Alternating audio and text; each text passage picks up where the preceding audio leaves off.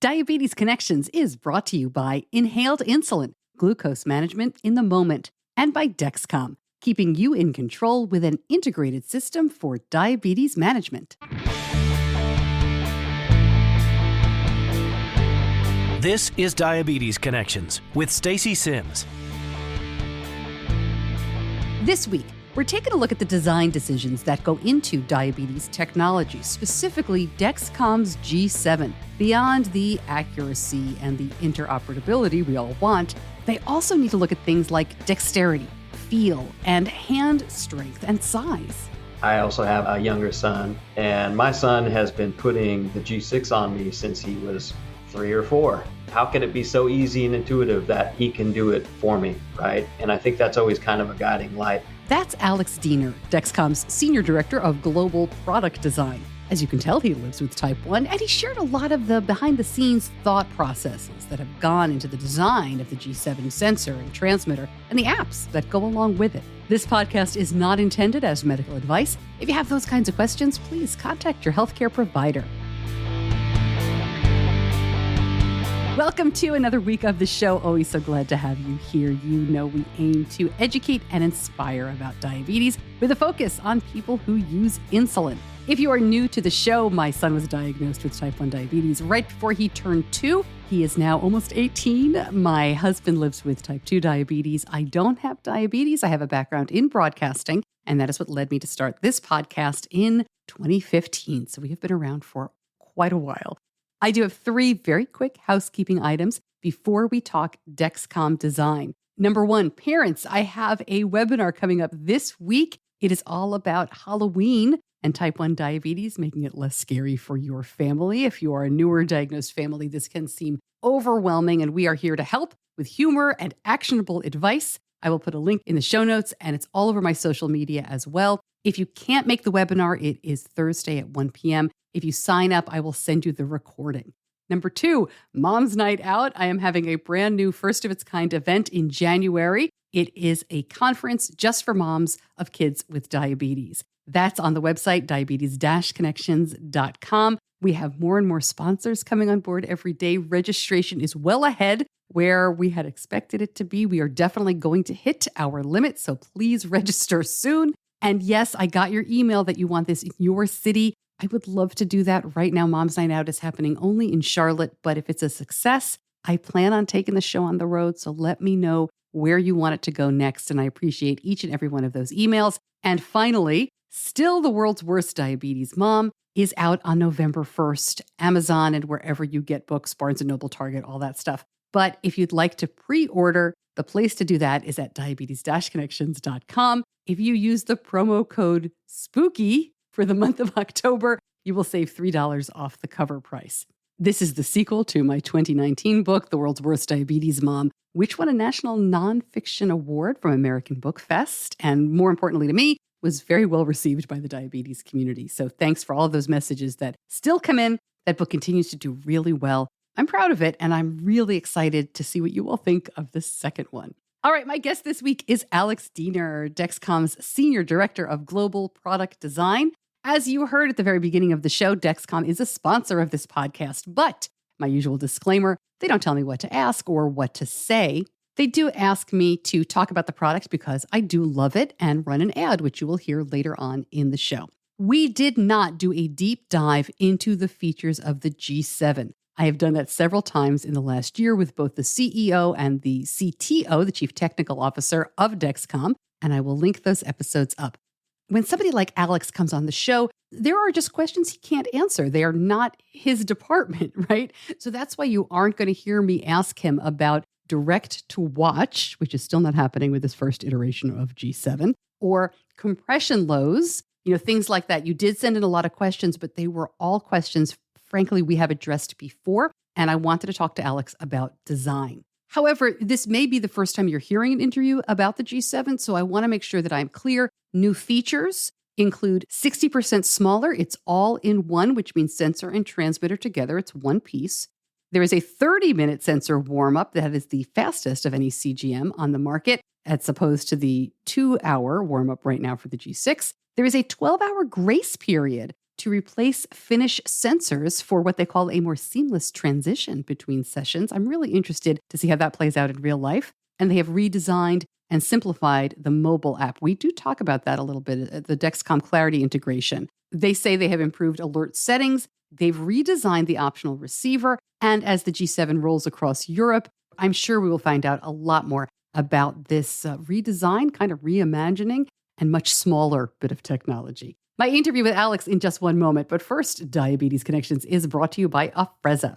Since starting this podcast, one of the highest interest topics has been Afrezza inhaled insulin. And I'm so excited to partner with them just to tell you more. Afrezza is an ultra-rapid-acting mealtime insulin. You breathe it in using an oral inhaler. Once inhaled, Afrezza passes quickly through your lungs and enters your bloodstream in less than a minute and may start reducing blood sugars within about 12 minutes. Find out more and see if Afrezza is right for you. Go to diabetes-connections.com and click on the Afrezza logo. Afrezza can cause serious side effects, including sudden lung problems and low potassium, and is not for patients with chronic lung disease such as asthma or COPD or for patients allergic to insulin. Tell your doctor if you ever smoked, ever had kidney or liver problems, a history of lung cancer, or if you're pregnant or breastfeeding. Most common side effects are low blood sugar, cough, and sore throat. Severe low blood sugar can be fatal. Do not replace long-acting insulin with Afrezza. Afrezza is not for use to treat diabetic ketoacidosis. Please see full prescribing information, including boxed warning, medication guide, and instructions for use on afrezza.com/safety.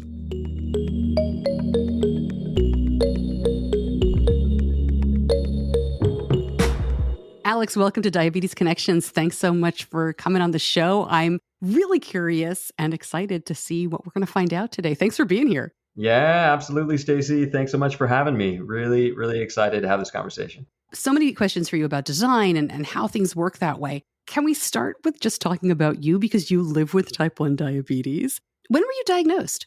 Yeah, I was diagnosed when I was 24. But I suppose like the journey of diabetes really started when I have two younger brothers, and my brother was diagnosed when he was 13.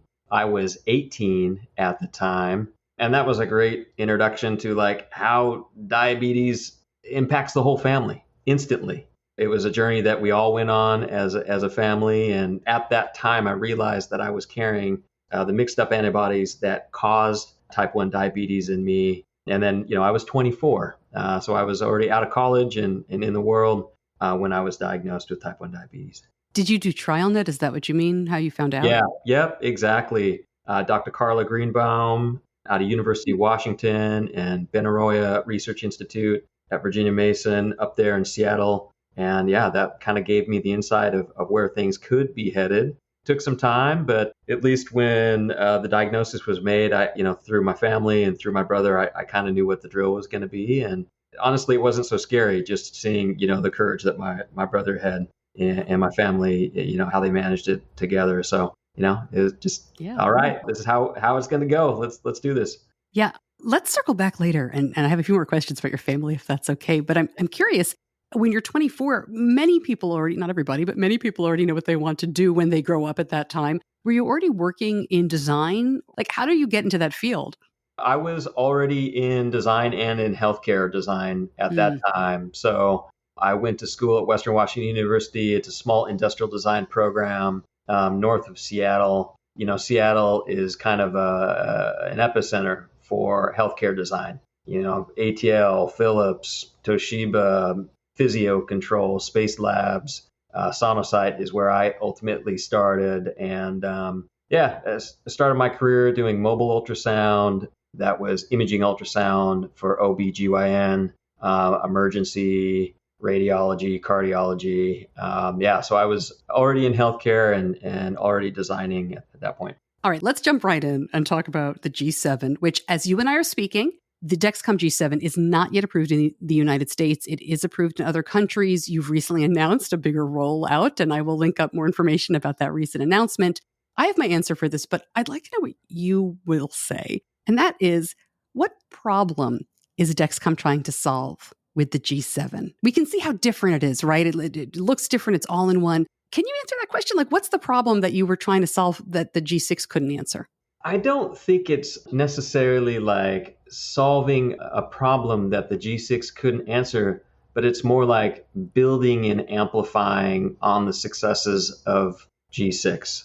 How do we make it how do we make living with diabetes easier, more seamless, providing the right information at the right time, making the physical experience, the wearable, blend into the person, making it more discreet. These are all things that the G6 was doing well. We thought, how could we build on that platform to really take it to the next level? And, G7 from an app perspective and, frankly, from a hardware perspective, it's a full ground up rebuild. That's like us with a clean sheet of paper able to, explore what we think is the ultimate experience of living with CGM and all the benefits that come with that. Wow. All right. So let me sort of ask the same question in a little bit of a different way. We've heard conversations, we've seen people say, as you almost just did here, that, we started G7 with a blank piece of paper almost, right? We know what it needs to do in the very basic sense, measure blood glucose, give people accurate, quick readings, that kind of stuff, be discreet on the body. Where do you start with something like that, especially as somebody who lives with type 1? What kind of questions do you ask when you're talking about design and a project where it sounds like you could really go anywhere? Yeah. How do you start? You always start with the user. You start with the needs of people and listening to people. I think over the past years of developing G7, there's been hundreds of user testing sessions with people with diabetes and really just listening to what they need, what they're asking for, and then responding to that. This is a company that puts the needs of people first, and then we craft the technology, we craft the product around that. And this is true of some medical technology and some consumer technology where you see the technology is developed first, and then it's kind of shoehorned into people's lives where there are compromises. I think, our philosophy is very much people first, the needs of people first. Let's make the technology bend and morph so that it's just a really natural fit into their lives. Did you hear anything from people who use Dexcom that surprised you? Things that people wanted that you said, oh yeah, we didn't think of that? Diabetes is a challenging disease. They want somebody in their corner. They want a technology that is going to support them on every step of that journey, right? And there's so many nuances to life with diabetes in terms of like checking your glucose in the middle of the night and having that bright screen. I mean, that's a moment of friction and a moment that could be easily missed unless, you're connecting with those people, understanding like, how can it serve them better? I think from how the alerts and alarms work to how can I get the clarity information? How can I have more seamless access to what happened in the past? And how can you show me where I'm going or what I'm doing? Those are all areas that are incredibly important to us. Another one is, why do we have two apps? I think in previous years, we had the G Series app and the Clarity app, and going between those two products was a moment of friction. Hearing from people that like the receiver, the receiver was large and large-ish. I was thinking approaching the size of a cell phone, and sometimes that's a supplementary piece of technology that people have to carry. And knowing that they want something less expensive, incredibly intuitive, easy to carry with them, even if it is additional with a phone, or taking a break from their phone and still having all the benefits of CGM with them. But, I think in all these user testing sessions, we heard that diabetes is hard and people are asking for a technology that understands and acknowledges that diabetes is hard and is empathetic to the kind of the daily struggle of life with diabetes.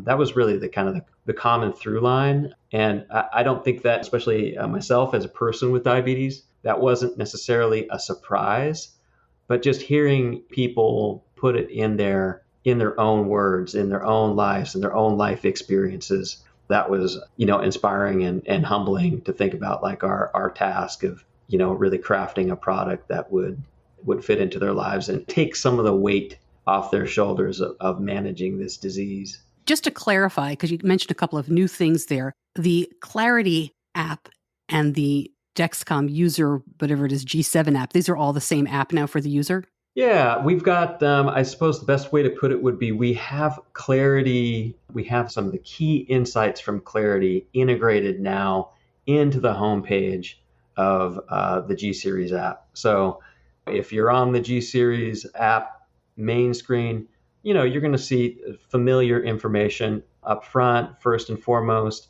the mag glass, your real-time EGV number, the trend graph below. And then as you swipe up, then you're going to get that clarity layer of information right there, the time in range, your average glucose, standard deviation, these types of insights that people would often go to Clarity for. And Clarity will still be present, and you can do a full deep dive in the Clarity app or on the Clarity website.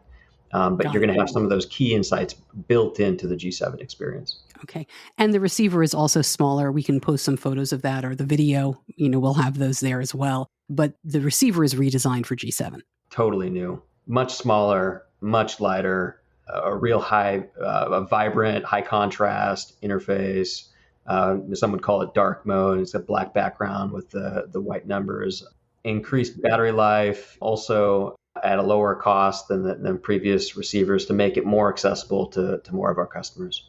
I'm just imagining when this starts rolling out in more wide release. We're fortunate enough to travel a lot. And I always laugh when I pack the Dexcom sensors, the inserters that you have to use, because G6 to me, miles ahead of what we used to use with G4 and G5, not a lot smaller. And I can't wait to pack the G7s for Benny, because I feel like they'll take up so much less space. Am I imagining things? This is a lot smaller. Oh yeah, it's definitely smaller. Not just the wearable, but also the applicator is smaller. And I feel your pain. I often, going on a trip, having those applicators, it's always, something extra. That's something that we recognize as a friction point, and we're working hard on. When you designed that applicator, what did you look at for that? Because it really has been an evolution since the G4, which I mentioned earlier. Yeah. The first thing is okay, where are we putting it on the body? How do people need to hold it when they're putting it on the body? And how do we design for a wide range of hands, right? Small hands, large hands. How do we design for, various strengths? We're designing for a huge range of people, some who are in their prime of their life. And so maybe they have a lot of dexterity and strength in their hand. Maybe some folks who are older or have some limitations there that would reduce their ability to press hard. So, all of these human factors and considerations about how can we make it comfortable? How can we make it easy? How can we make it intuitive? One example is, this is with G6, but I also have a younger son, and my son has been putting the G6 on me since he was 3 or 4. How can it be so easy and intuitive that he can do it for me? And I think that's always kind of a guiding light. It needs to be just very broad spectrum in terms of its appeal and ability to be used by different types of people. I don't know if you can answer this, Alex, but can you talk about what didn't make the cut? What kind of applicator did you reject, or any features that you thought about that were oh, maybe not? This is all part of the process of a discipline we call industrial design, and the industrial design team, in conjunction with our amazing engineering teams, we look at different ways to package the components. We look at different maybe hand positions, but I'll give you maybe one kind of example of that is, sometimes there is a shape that is better for a particular type of hand. This shape is fantastic, but it's great for a big hand, but not great for a small hand, right? And you discover that in user testing. Again, spending as much time as you can with people, watching them apply it to themselves, listening to their thoughts as they apply it to the body, but also watching carefully what they do. How do they hold it? Where does the button need to be? Where is it right now? Oh, is it confusing if the button is placed in location A versus location B? These are all types of the considerations and the questions that the team is asking themselves as they walk through, the design of an object for Dexcom. Yeah. And as you listen, we have talked to Dexcom folks in the past year who have said that the US submission, and we've already seen the European submission, is coming with what they call alternate site applications. So back of arms. I mean, we'll see when the actual announcement comes through. But I'm saying that, Alex, because I'm curious too. When you're doing these tests and you're trying to figure out, like, people have to be able to do this by themselves and reach places on their body that are not always super easy to reach, right? That's right. Since a piece of hardware is generally designed, it takes many years for medical technology to be designed, and so we're considering all kinds of different locations as part of that criteria for evaluating if an applicator is successful, right? So, okay, on the back of your arm, I'm just just talking about potential areas on the body. Okay, on your abdomen, on the side of your body, how does the hand move? How does that arm maybe need to twist, as an application is happening, right? And so those are the things that we're looking at and we're considering as we're designing something like an applicator. All right, let's talk about, now that we've talked about the applicator, let's talk about what sits, on your skin. I think everybody listening has seen the video. If not, we'll link that up and make sure that everybody can kind of see what this looks like on the body. Can I ask you, Alex? I got to assume you've worn it. Yeah, as a person with diabetes, I wear the prototypes. I wear G6 for all my, the approved hardware for all of my EGV needs. But so I've worn the prototypes of G7 that are not providing me readings, but it's a simulated wear experience. So, like, how does it feel?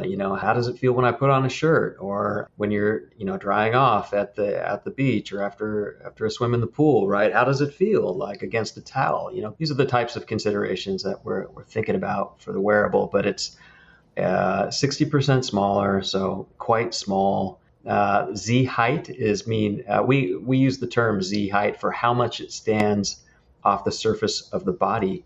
The Z height is incredibly small, incredibly comfortable, which again means in all those kind of daily situations that people are experiencing, getting into the car, like brushing your arm up against a door sill or putting a seatbelt on. We want to have a wearable that is durable, comfortable, and you just forget that it's there.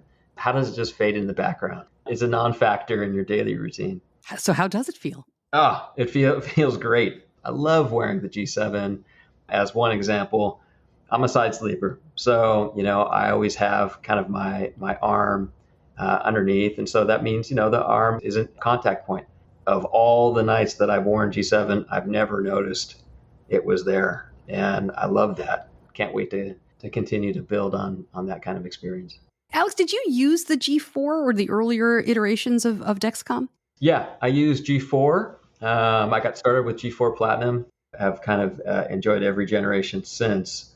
I guess my story with the G4 is, as I mentioned earlier, I've got two younger brothers, and they looped me into, adventures that I normally wouldn't volunteer for if it was just myself. But, my brothers asked if I wanted to climb Mount Rainier outside of Seattle, a 14,000 foot peak. At the time, I was using finger sticks and multiple daily injections. I felt like I needed something extra to keep me safe, to keep me really in the moment on the mountain.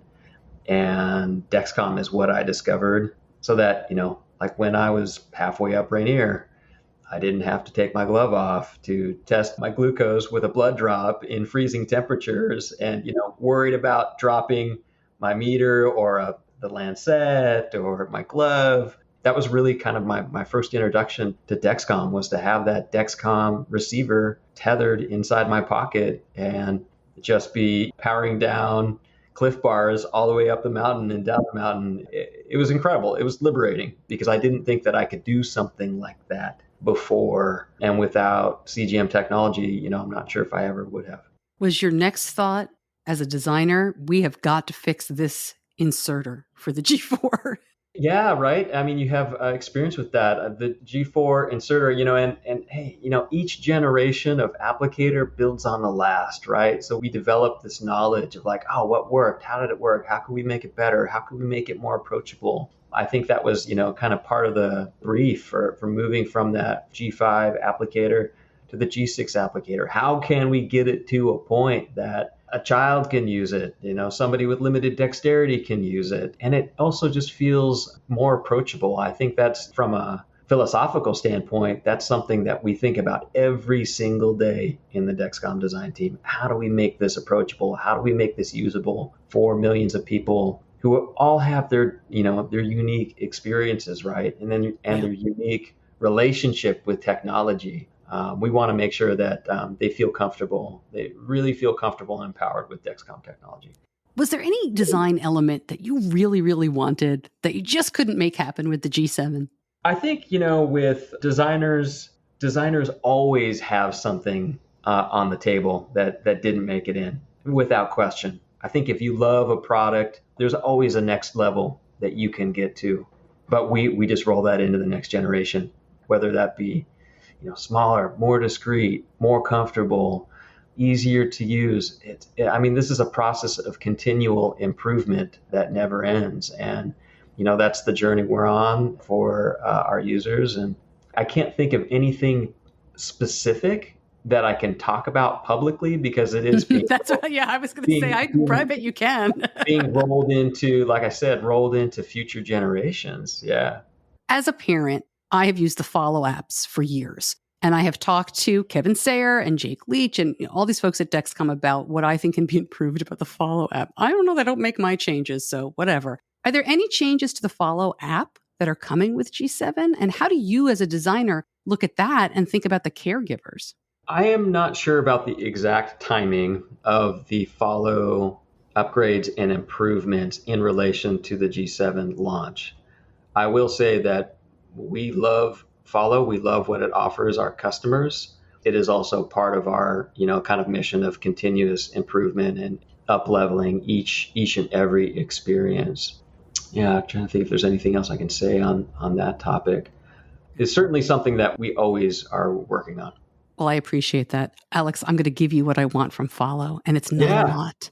My son is now almost 18, so we're kind of over it. But in the olden days, when you have, I know you have young children, but when you have, let's just say like an 8 to 14-year-old who, because of Dexcom, has their own phone, if that age child is the only one getting notifications about transmitter expiration, sensor expiration, things like that, the parent either has to be all over their kid's phone, which most are anyway, but at a 14, 15, 16-year-old age, right? I don't want to be checking my son's phone all the time to see when the sensor is going to die, especially if he's doing them all himself now. Why isn't that information on the Follow app? I don't need 10 followers for my 16-year-old. But boy, would I like to switch a button that says this is a pediatric version or something where the user could give permission, right? Because you don't want like a 37-year-old guy saying like, my mommy needs to check my sensor. Yeah. But you could flip that button. Why isn't that sensor and transmitter information, or now with the G7, all in one, on the caregiver's phone? So that's just something really simple, I think, that I've been asking for give or take 8 years. So you can... Yeah,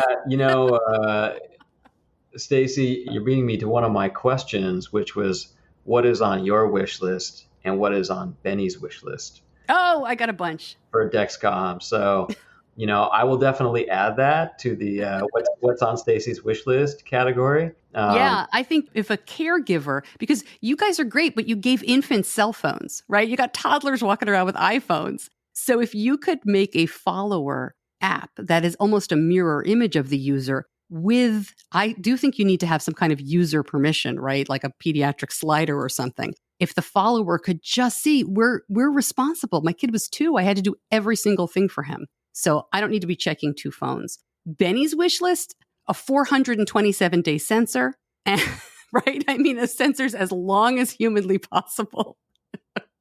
Yeah. So he wouldn't have to change them. And smaller, as you said, is fantastic. I'll be honest, he thinks under the skin or, just smaller and more discreet. He was a wrestler for a couple of years. Very difficult to keep diabetes technology on. Yeah, that's right. Yeah, wrestling is probably one of the most difficult use cases, right? Yeah. Of course, my kid has to do that.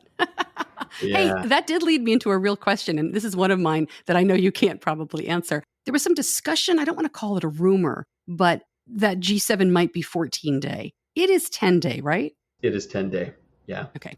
I don't know if this is really design, and we've been very fortunate that there haven't been a lot of that we haven't had a lot of skin irritation with Dexcom. Mm. I have heard that G7 has a different adhesive, or I don't know if that's the case. Can you speak to that at all? And is that considered design? It's definitely part of the experience. I would Yeah. say, that kind of material science portion of it probably falls more into the engineering camp, but Mm.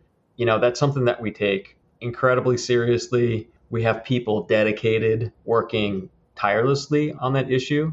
What is the challenge there is people's skin and their sensitivities are incredibly, incredibly broad, right? Yeah. And so really just trying to stay ahead of that and really listening and learning more from how we can make it as universal as possible. But that's definitely something that we have engineers and material scientists and our partners just working continuously on. The architecture of the G7 app is built with the future in mind, right? We've got this simplified experience from having that bottom tray navigation, which allows people to move into different portions of the app, and what we call a card-based architecture. The Clarity card is really kind of like the first example of that, right? So within that card, there's a specific functionality, and I think we're opening the door to a future of many exciting possibilities, integrations. I mean, obviously, we talked about a little bit in this interview around tandem. We're only getting started here. There's so many things that we think we can bring to people living with diabetes, and G7 will be an awesome, awesome platform. I'm excited for it, certainly. It's interesting, and I do want to mention, before we move on to some of the other questions I had, and I know you're probably running out of time soon, but it is interesting how much of a difference design makes. I've told this story before, but Benny is a very independent kid, and he could do insertions of sensors and pump infusion sets at a very young age. But he didn't want to, and I don't blame him. So he would only do them like out of need. Was he at camp? Was he at a friend's house and didn't want to call us? That kind of thing, until he was probably well into middle school. And it was really when the G6 came out that a lot of that changed fundamentally for my family. And it's been, 4.5 years now? What was that, like the spring of 2018, I want to say? Yeah, that's right. Right. So he was 13 at the time, and he realized that he could do it himself. And he did the first one himself, one-handed. And I have never done another pump infusion set change or Dexcom sensor change for him. It was life-changing in a way that I don't know that he understands. The independence that it gave him when he didn't have to use a door jam or get extra help. Those of you who use the G4 or G5 will remember what I'm talking about. It was a little bit more difficult, especially for a kid. Right. And I assume for an older person as well. I know you know this, Alex, but it's interesting for me to realize how important those designs are. So first, I just want to say thank you. And I wonder, too, what kind of stories like that will we hear from the G7 for people, as you mentioned, who have weaker hands, who are aging with diabetes, which is a part of the population that we don't talk about enough at all. So I'm glad to hear you including all of these different types of people. You just don't know where these improved designs are going to lead. That's a long way of saying that, I guess. Yeah. And, I'm sure the team, the applicator team, just loves hearing that, right? In terms of how it changed, the family dynamic, the way that you were interfacing with you and your son's diabetes, and giving him more independence and feeling like, I've got this. I've got this. And that is the spirit of what we're trying to deliver at every step of this journey of living with diabetes. Is like, I got this. I could do this. I feel comfortable with this. This allows me to do more myself. And so I think that's a great example. And that march continues until there's a cure for diabetes. We're just going to be at this and looking at every single possible friction point for somebody living with diabetes. And how can we be there? How can we empower them? How can we make their life just a little bit easier to live with this disease? And I love that mission. Before I let you go, I'd love to circle back to your family. It's interesting. The sibling dynamics are always interesting in any family. Does your younger brother feel like he's your leader when it comes to diabetes, or at least was he at first? Oh, without question. He is the leader. When I was diagnosed at 24, I had the benefit of having the foundational courage from my brother, Sean. And he didn't skip a beat. And he just said, okay, this is the card that I've been dealt, and I'm going to play it the best that I can. And I'm going to live the most vibrant life that I can and not let it stop me any which way. And so that was kind of the spirit that we embodied. And, thinking about the family dynamic, obviously there's that moment of shock and fear.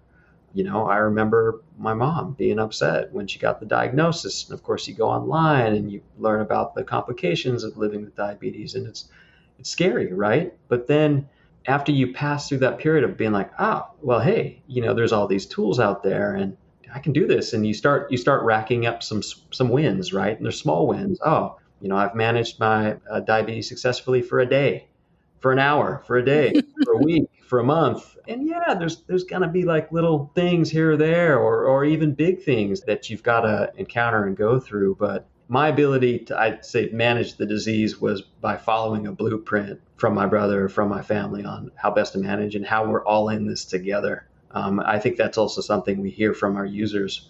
We're in this together as a community. We're in this together with our friends and family, whatever that support network might look like for that particular person.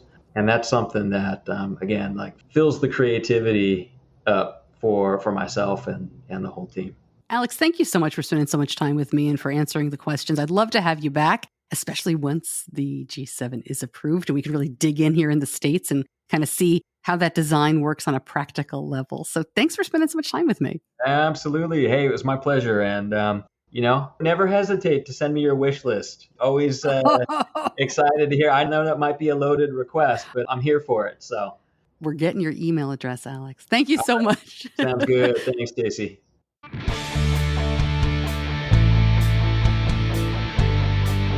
You're listening to Diabetes Connections with Stacey Sims.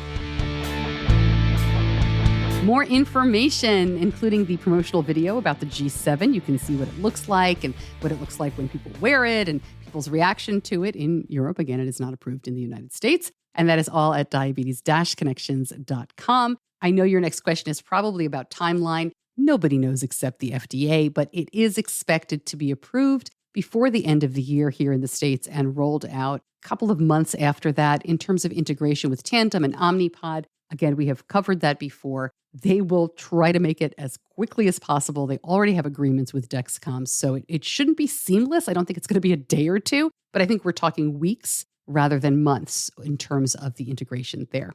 And I will always continue to talk to Dexcom. Frankly, they are one of the most responsive companies when it comes to getting their message out. I frankly wish more companies were like that and would talk to me on a quarterly basis and answer your questions. I don't think I hide my frustration very well, that there are some companies that just won't talk to me, and there are some that will only come on once in a blue moon. So come on, guys, get your people to talk to me. Everybody loves you. Everybody wants to hear from you. All right. In just a minute, oh boy, I have a question for those of you listeners who have college-age kids with diabetes, or if you're an adult with type 1, if you have been through the college application process. But first, Diabetes Connections is brought to you by Dexcom. Here's that commercial I was telling you about. And I want to talk for a minute about Control IQ, the Dexcom G6 tandem pump software program. When it comes to Benny's numbers, you know I hardly expect perfection. I just want him happy and healthy. And I have to say, Control IQ, the software from Tandem and Dexcom, has exceeded my expectations. Benny is able to do less checking and bolusing and is spending more time in range. He has had some of his lowest A1Cs ever, the most time in range. And this isn't a teenager, the time when I was really prepared for him to be struggling. And his sleep is better too, with basal adjustments possible every 5 minutes. The system is working hard. And that means we hear far fewer Dexcom alerts, which means everyone is sleeping better. Although I have to admit, I turned off all my Dexcom alerts except urgent low. I can talk about that in a future episode. Oh my goodness. But I really am super grateful for Control IQ. Individual results may vary. To learn more, just go to diabetes-connections.com and click on the Dexcom logo.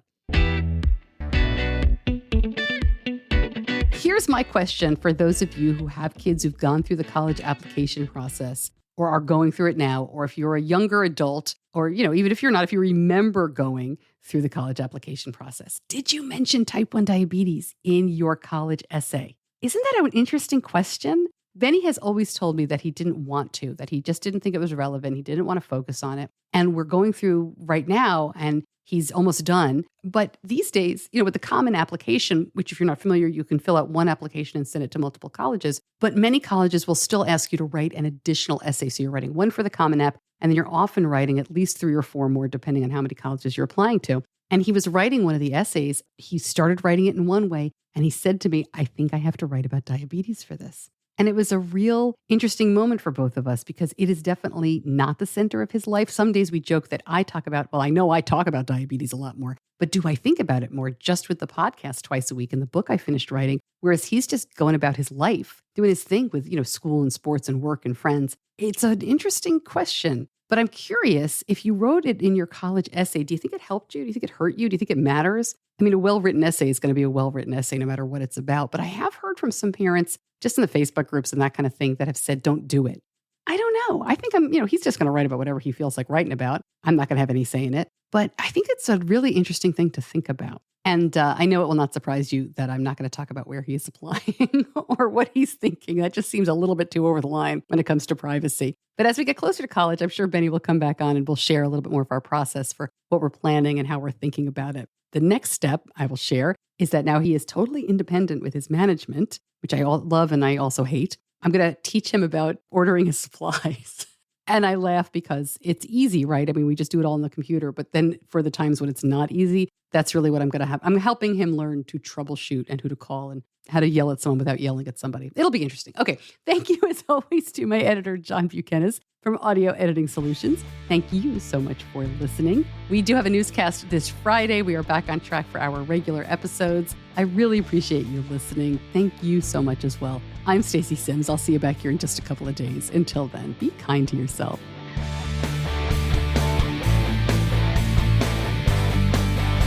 Diabetes Connections is a production of Stacey Sims Media. All rights reserved, all wrongs avenged.